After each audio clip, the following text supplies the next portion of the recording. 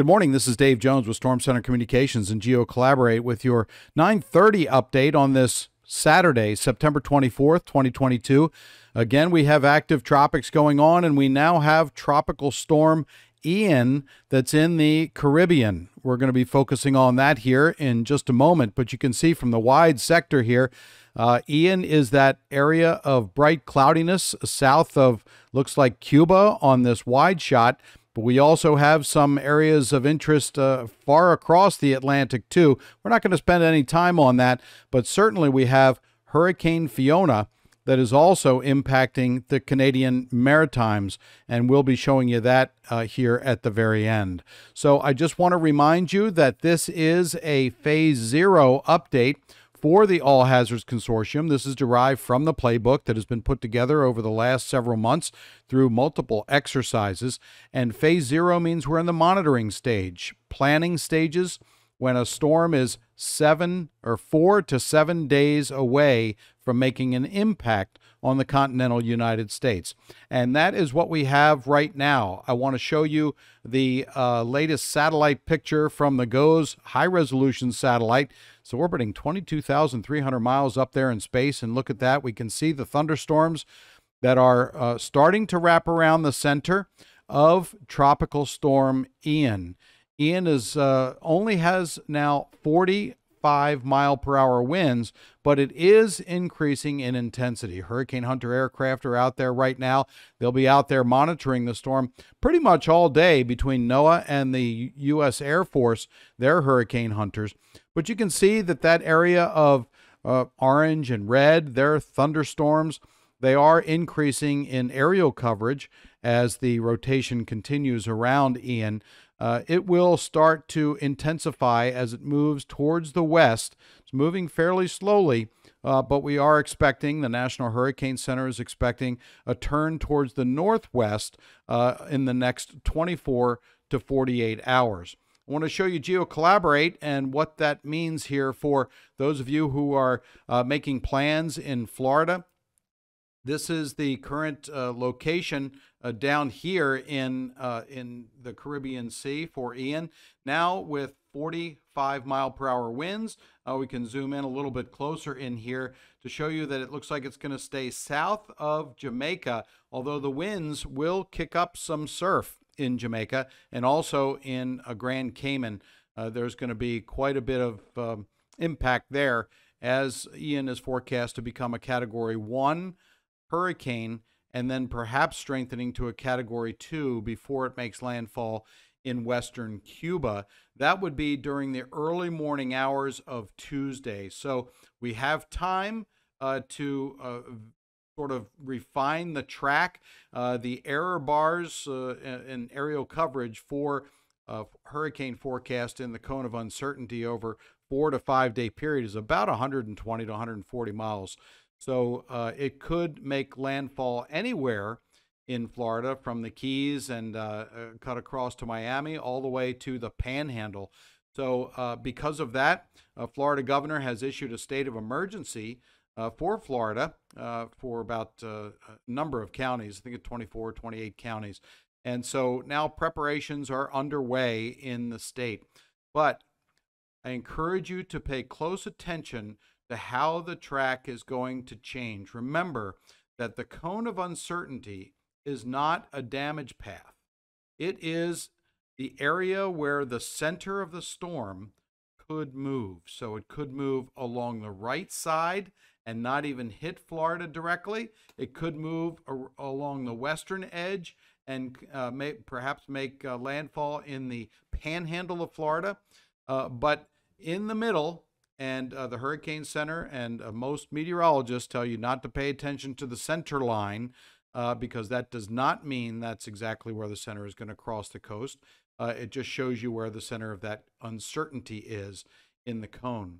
But it does look like that Ian will encounter conditions in the eastern Gulf of Mexico that are not only conducive for development, but perhaps rapid development after the storm comes off of the western tip of Cuba. Winds could increase to 115 miles per hour, and then it is forecast to impact the western portion of Florida. So those of you living anywhere from the the Big Bend area in Florida on the west coast, all the way down to the Keys. The Keys could start experiencing tropical storm force winds by late Monday into early Tuesday. It looks like the storm could impact the central western coast of Florida. Pay close attention to your trusted local broadcast meteorologist, to the National Hurricane Center, and those updates. We will be providing updates here through the All Hazards Consortium Sensitive Information Sharing Environment dashboard through GeoCollaborate. And it looks like we will have a significant storm to contend with in the eastern areas of the Gulf of Mexico. But where that makes its turn and impacts is still way too early to tell. So those of you living along the western coast of Florida, the best advice is to make sure you have your hurricane kit in order, and you are also out and making sure you have enough supplies that you think you might need to be without power for several days. That just means water, batteries for flashlights. Go down your list of your hurricane kit just so you can be ready in case Ian does turn into the north and northeast and impact the west coast of Florida. As far as GeoCollaborate is concerned with the All Hazards Consortium, we'll be keeping it updated all day throughout the duration of this storm. And I do want to take you just up north as well, just to show you the impacts that Hurricane Fiona is having. This is the radar data from Fiona, and also this is the current status of the storm. So there are some potentially tropical storm force winds being felt in northern Maine in the northeast United States, but certainly as you get on into Canada, this area, this darker area in red, is the hurricane force winds, and that is going to continue for the next 5 to 6 hours. As a matter of fact, we've had some footage that was just brought in from this area. You can see that little location here in Nova Scotia, in Newfoundland, Channel Port au Basques, or Basques, in Newfoundland, where waves have been crushing coastal homes. Matter of fact, I'll take a look at that here. This is what it looked like just about, say about 2 hours ago.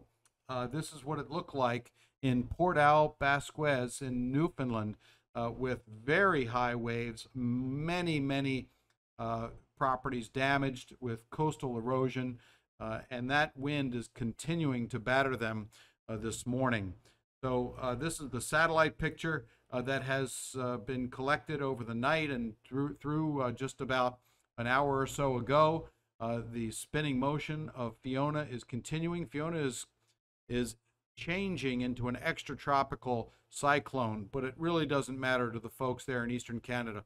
More than 400,000 people are without power in Newfoundland and parts of Nova Scotia because of the devastating impacts Fiona is having right now. So those people will continue likely without power for several days because of the damage. Many trees down and big waves battering the coastal areas. So we'll certainly keep you posted on the status of Ian, and we will continue to track it. I'll just end this here with a little bit of a view here with GeoCollaborate, and the tropics are very active. I'll widen out pretty wide here, and you can see the track of Fiona, the expected forecast track, which there is a lot of uncertainty with Ian currently. And then Tropical Storm Newton in the Pacific Ocean. You can see that there. And we also have Tropical Storm Gaston in the Central Atlantic that has done a loop-de-loop and will dissipate in the Central Atlantic. We also have Tropical Storm Hermine, which has just come off the African coast and developed rather rapidly, but that will dissipate as well. And then we're watching an area of potential development in the Central Atlantic. But certainly for us, all eyes are on Ian. We'll keep you posted. I'm Dave Jones with Storm Center Communications and GeoCollaborate. Thanks for watching this update, and we'll see you soon.